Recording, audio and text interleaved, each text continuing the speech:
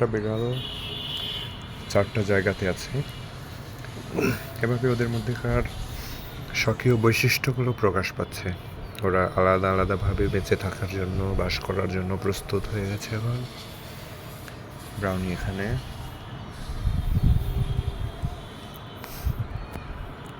আমার আরিশা মামনি এখানে। আরিশা তাকিয়ে আছে এই বাচ্চাগুলোর দিকে। এরা খুব দৌড়াদৌড়ি করে হাঁপাচ্ছে। এভাবে কুকুরের মতো হাঁপানো দেখলে আমার খুবই হাসি বেরোয়। হ্যাঁ, এত হাঁপাচ্ছ কেন? বাতাস খাও, বাতাস খেলে ঠিক হয়ে যাবে। ঠিক আছে। সাদা মেঘের মতো করে উড়ছে বাতাসে ওদের লোমগুলো। Team team. দেখি তো তুমি কী করছো এর মধ্যে। এখানে তো আমি গাছপালা লাগাবো, ওই জন্য জৈব সার রাখছি। কিছু সবজি চাষ করবো। এই যে বেবি। কি না, এর মধ্যে নামা যাবে না। এমন না।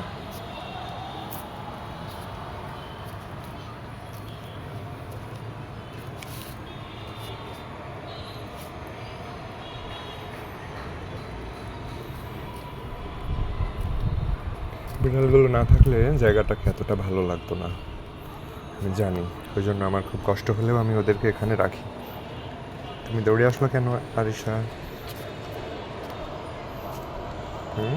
তুমি আদর নিতে চাও?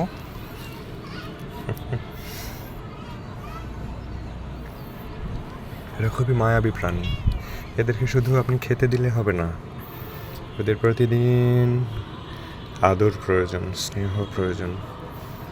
এই যে 2 মা মেয়ে, দেখতেও যেমন একই রকম, কাজকর্মও একই রকম, একসাথে এসে থাকলো।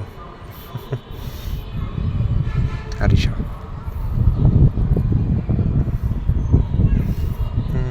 চুমু দিল ওর মাকে।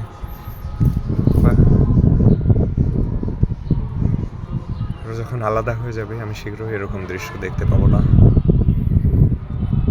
ব্রাউনি এসে বসলো, ওর কাজই এটা। আমি যেখানে যেখানে যাবো সেখানে সেখানে যাবে, আদর নেবে, আর সঙ্গে সঙ্গে গড়গড় গড়গড় শুরু করবে।